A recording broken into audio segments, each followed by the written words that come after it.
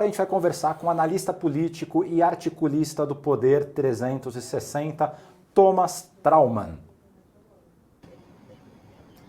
Boa noite, tudo bom? Boa noite, Thomas. Como é que você está? Cansado como vocês. Eu acho que é como o país inteiro deve estar nesse momento, não é? Nós estamos aqui, nós estamos dando o nosso último fôlego final, esperando que a gente possa dormir um pouquinho essa noite. É verdade. Thomas, como é que você avalia a disputa política que a gente presenciou aí no segundo turno? Eu acho que nós tivemos aí, acho que é meio unânime, né? O segundo turno mais sujo da história política brasileira, que já é uma história política muito suja no segundo turno. Nós tínhamos aí um candidato chamando o outro de corrupto, outro chamando de satanista, outro chamando de pedófilo, depois chamando de ligação com facção criminosa, outro chamando... Enfim, tivemos aí... Assim, diga uma ofensa, e ela esteve não apenas nas redes sociais, como a gente estava acostumado, vamos pensar assim, em 18, mas estava na própria televisão aberta, com os candidatos assumindo essas acusações contra o adversário. Então foi uma campanha muito suja, uma campanha muito pesada, uma campanha onde a gente teve um abuso da máquina pública que a gente nunca viu, mesmo para os padrões brasileiros, e que a gente chega hoje, já com quantos por cento? Nós estamos em 15% de votos apurados, a última hora que eu olhei. E que, assim, ninguém em sã consciência pode falar candidato A ou candidato B ganhou. Eu sou bem cauteloso, isso eu acho que é uma eleição muito apertada e que nós vamos ser 2014 de novo, sabe? Thomas, essa característica de ser uma campanha de segundo turno tão suja quanto você mencionou, não é um pouco paradoxal, levando-se em conta que há uma clivagem ideológica muito clara? Quer dizer, os valores que um candidato defende, que outro candidato defende, são muito claros e são bem distintos. Quer dizer, seria de esperar talvez explorar essas características. Em vez disso, eles partiram para ataques. Como se explica isso? Eu pessoalmente, eu considero um erro, entendeu? Quer dizer, porque uma pessoa que considera que a posição política do seu candidato a presidente sobre aborto, vou pegar o exemplo do aborto, é suficiente para ela decidir em quem ela vai votar, ela está votando no Bolsonaro. Já estava dado no primeiro turno. Uma pessoa que acha que a questão a gestão do governo Bolsonaro sobre a vacina é um motivo suficiente para não votar no Bolsonaro, já estava votando no Lula. Então, eram argumentos que eles estavam falando para suas próprias torcidas, e não estavam falando para os 10 milhões, vamos a gente completar aqui, de eleitores que votaram no Ciro, votaram na Tebet, votaram nos outros candidatos ou votaram branco e nulo, que eram os eleitores que estavam em disputa.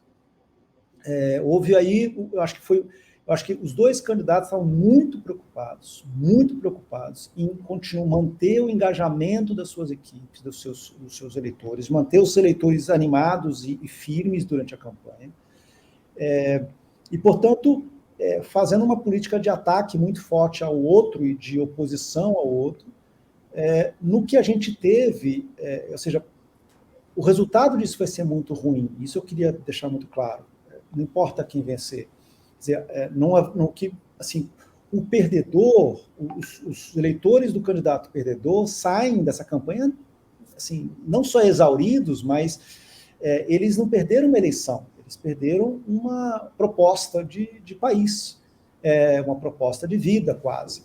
Então, eu acho isso é uma coisa muito ruim para a democracia. Eu acho que a democracia sai enfraquecida dessa eleição, porque a forma como os eleitores, como as duas campanhas colocaram e deram o tom dessa eleição, é uma eleição do bem contra o mal, e, portanto, se o perder, ele está lutando contra o mal, né?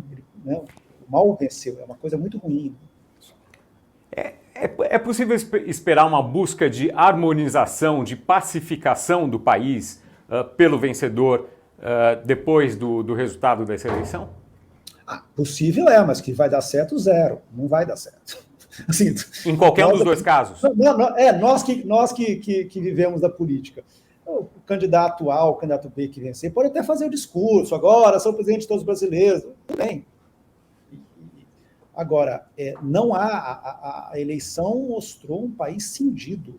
Isso, para mim, é muito claro. São valores distintos. E os valores foram...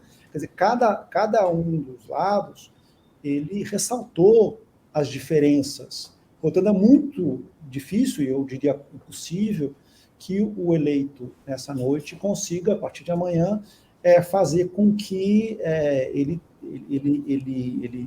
conseguir minimamente unir o país. Nós vamos ter um país, assim, o próximo presidente, seja o Bolsonaro, seja o Lula, ele vai ter uma oposição sistemática, intransigente a partir do dia 1º. Trauma, mas só que isso daí também faz parte do que os alemães chamam de Zeitgeist, que é o espírito do tempo. A gente vê uma situação muito semelhante nos Estados Unidos, onde republicanos e democratas, na eleição de Trump e Biden, também ficaram bastante rompidos e até hoje não há ali um acerto entre os dois. Como que o Brasil se insere nessa onda aí do mundo todo? O Brasil é parte disso ou o Brasil tem as suas particularidades nesse caso? Não, é exatamente isso. Quer dizer, eu tenho muitos amigos nos Estados Unidos, enfim, converso com muitos analistas americanos e tenho contratos lá, e eu falo, vocês estão 2 anos na nossa frente, basicamente a gente está passando pelo que vocês passaram, né? A gente, em 2018, em muitos aspectos, a eleição do Bolsonaro tem muitas similaridades à eleição do Trump, assim como o que a gente está tendo hoje é uma coisa similar ao que a gente está vendo do Biden contra o Trump em 2020. Inclusive, é um artigo de amanhã, dessa semana, para o Poder. Então, quer dizer, você já antecipou para os nossos espectadores qual que vai ser. Eu fiz 2 artigos, entendeu? Eu tenho que admitir para os leitores que eu fiz 2 artigos. E Thomas, deixa eu te fazer uma outra pergunta. Eu já tenho o artigo pronto, infelizmente. E deixa eu te fazer uma outra pergunta. A gente teve 2 episódios de violência armada nesse segundo turno. Em um deles, o ex-deputado e presidente do PTB, Roberto Jefferson, disparou contra a Polícia Federal quando eles foram cumprir uma ordem de prisão por ele ter desrespeitado ali as condições da prisão domiciliar que ele cumpria. E o outro, ontem, nesse sábado, a deputada federal Carla Zambelli, ela perseguiu um homem negro que havia feito algumas provocações, mas não se sabe até que ponto essas provocações foram, mas o fato é que ela sacou uma arma e o segurança dela fez um disparo.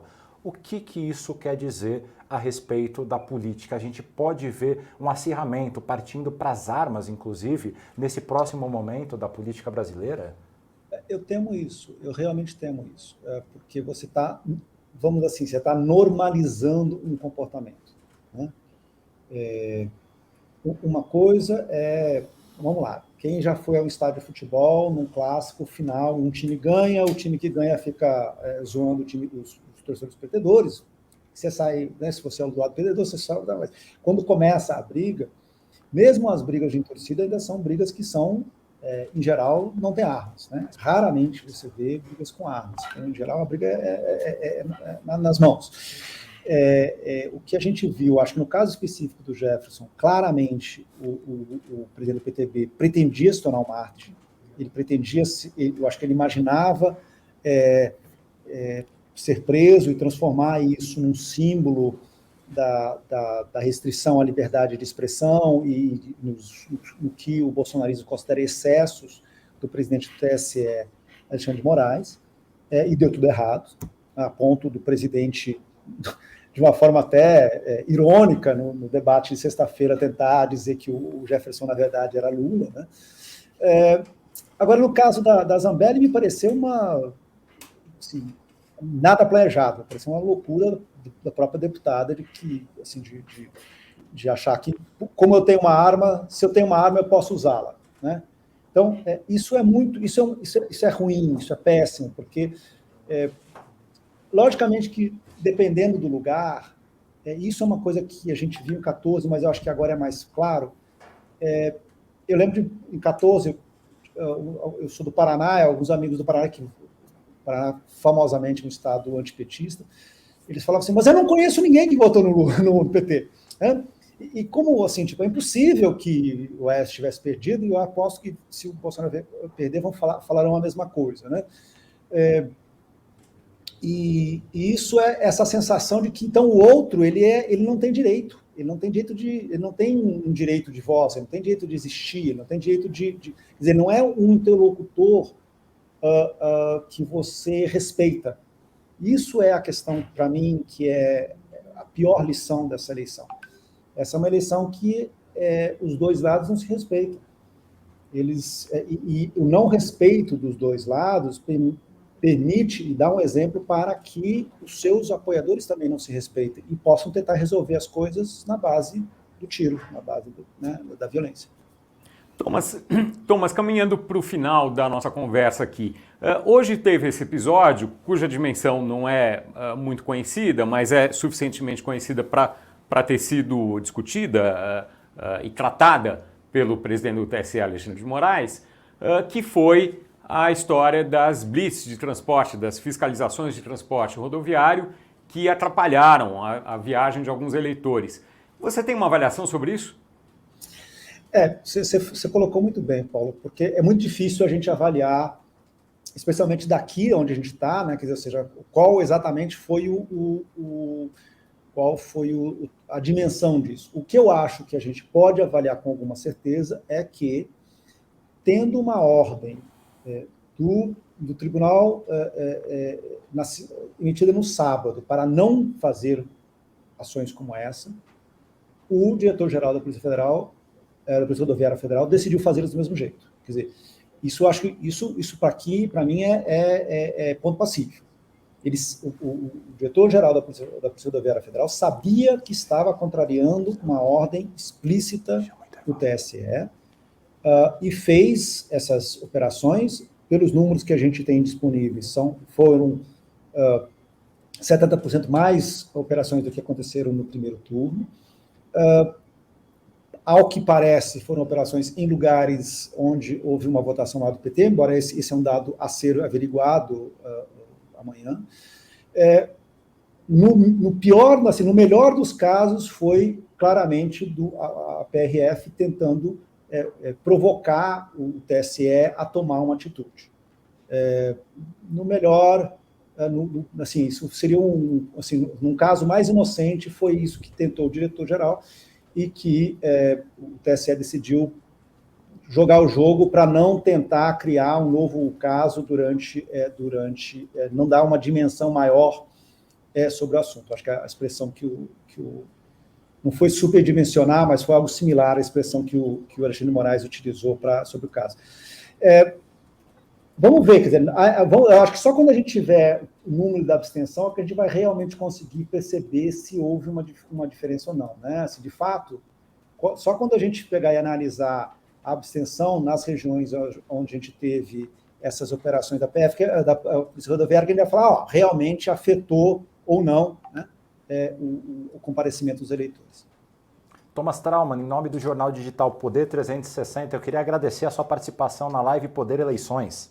Obrigado, Guilherme. Obrigado, Paulo. Até a próxima.